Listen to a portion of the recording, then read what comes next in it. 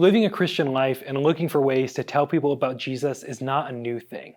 In the Bible, Jesus sends 72 of his followers out to share with others. These 72 believers were people just like you and me. He sent them out to proclaim good news to everyone and to be an instrument of healing to a hurting world. When Jesus sent them out, he gave them simple instructions on what to do and say as they shared the good news and engaged people in spiritual conversations. He shared 4 things to consider as we participate in sharing his good news. The first thing he instructs us to do is to speak peace. Luke 10:5-6. Whatever house you enter, first say, "Peace be to this house." And if a son of peace is there, your peace will rest upon him. But if not, it'll return back to you. You notice that he didn't say, go out and start arguments or win a debate. He simply said, speak peace. The good news we share is a message of peace. Sometimes you may encounter people that want to argue or debate with you, but Jesus says we do not need to engage them. We're called to speak peace. The second important thing he said to do is to prioritize relationships. Verses 7 and 8, and remain in the same house, eating and drinking what they provide, for the laborer deserves his wages. Do not go from house to house. Whenever you enter a town and receive you, eat what is set before you. The saying, people don't care how much you know until they know how much you care, is true.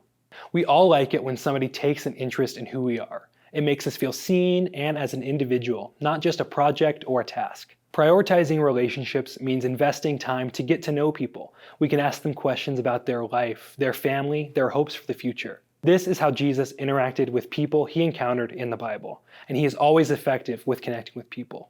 The third thing he tells us to be aware of is to address brokenness. Verse 10:9, heal the sick who are there. We don't have to look very far to see that many people in our lives are broken, hurting, lonely, and afraid.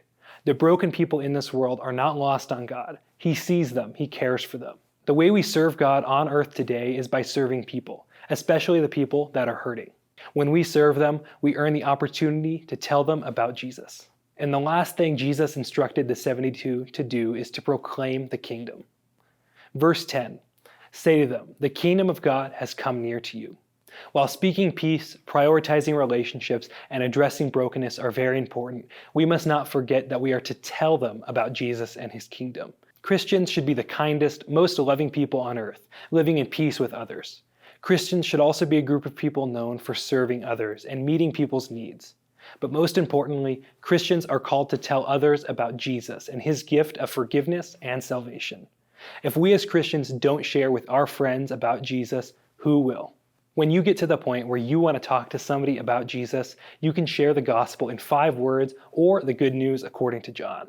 Or you can simply share your story with them and why you put your trust in Jesus. This is proclaiming his kingdom.